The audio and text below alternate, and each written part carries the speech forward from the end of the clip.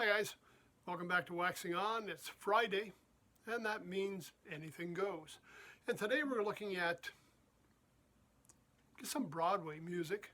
We're looking at the music of Andrew Lloyd Webber, and I've got a couple of albums, one of his very first releases for one of his projects, and another one that's just one of my favorites. And the first one I'm going to talk about came out in 1970, and it was the album Jesus Christ Superstar. And this is the box set version. You see it comes in a kind of a thin brown box. It had two albums, so we got four sides. The total show. It also came with a libretto, so you can follow along with all the singing. There was no dialogue. It was strictly all music. It was listed as a rock opera. Now, he did use Ian Gillan from Deep Purple. He had members of Joe Cocker's Grease Band, who we talked about during the Woodstock era in Joe Cocker's segment that we did, and a few other local bands. He also had, orchestra in there. He had a mix of everything putting it together. Now, the idea of rock opera is not new. I mean, the year before, Pete Townsend and The Who released Tommy. But it was released as an album, and that was the idea behind it. This one was a stage play, like we see on Broadway or in the West End in London. Problem was, Race and Webber, they couldn't get funding for it. Nobody would put the money out to put this on the stage. So they finally decided, let's just release it as an album. And it turned out to be quite a hit. It even spawned a song we saw a lot on AM airplay and a #1 hit by Yvonne Elliman, the song I Don't Know How to Love Him. Now, it was a great album. The music is just amazing. What he's written in here, again, it was really suited the style of the rock band. We got the orchestra integrated with it. It's the full play on 2 discs. Now, while this was kind of a breakout for him, because obviously they got the funding for Superstar, and it went on to be a long-running hit. And he's had a number of great shows since then. Some of them resonate with me, some of them don't. Not all of them were rock operas. I mean, this was just something they had done at that time for this play. But certainly you can't argue with the success of Andrew Lloyd Webber. Now, the other album I just wanted to touch on, and this was written by Webber and a new lyricist. Just going to find his name for you here, because he wasn't using Tim Rice for this one. The lyrics by Charles Hart, and it is the music from Phantom of the Opera. Now, this one was a CD I have, and it's only the highlights, so we don't have the whole play like we did with Superstar, where you had it right from start to finish. This one is just highlights from it, and this is the version where Michael Crawford was playing the lead.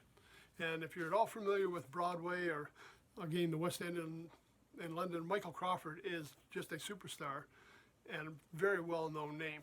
And this album features him in the role of the Phantom. Now, a lot of the same hits that you would expect. Think of Me, Angel of Music, Phantom of the Opera, Music of the Night, All I Ask of You, Wishing You Were Somehow Here Again, Point of No Return. I mean, these are all just classic songs. And when I saw the play, I enjoyed Phantom of the Opera, the actual first one. I know there was a sequel. Crew, what was my sequel called? Love Never Dies. Didn't get it. Didn't find the music was up to what I'd heard in Phantom of the Opera. Now, also, I'd heard Phantom of the Opera before I actually saw the play. So I'm coming at it with different ears. Same way with Superstar. Listening to the album and experiencing that, having nothing for context on how this play is going to look or what's going on, is certainly a different experience. Seeing the play sometimes took away from the music for me. I enjoyed the music itself, and even in this one, certainly same thing with Superstar. Lots of great lyrics in there, but for me, being an instrumentalist, I'm listening more to the arrangements, I'm listening to the song. I don't always hear all the lyrics, but what he's written here, that's some excellent stuff. Something else, I don't know if any of you watched over the last year and a half we've had the pandemic, everything was locked down, Broadway shut down, London as well. But West End, in London, they were doing something called The Show Must Go On. And on YouTube, every week they were featuring Broadway plays, or, the West End plays of big musicals. I mean, I saw quite a few of them over the year. And then if they weren't doing a musical, they were having stars come in and do songs from the musicals. Now, they've just started opening up in London. We're not opening Broadway, I don't think, until the fall. So it'll be a while before some of these productions get back on stage. But if you're interested at all, take a look at YouTube. And I don't know if any of them are still up from the West End, but they certainly kept the music alive during the pandemic. And I know some of the early episodes were shows of Andrew Lloyd Webber's that he was allowing them to show again to, help people out during that time when everything was shut down and people needed some escape. So, two of my favorite Andrew Lloyd Webber albums, certainly Phantom of the Opera, and what I consider his very first, or his breakout album, if you will, soundtrack for Jesus Christ Superstar. Now, I think these are both, obviously, Phantom is, I'm pretty sure Superstar is too.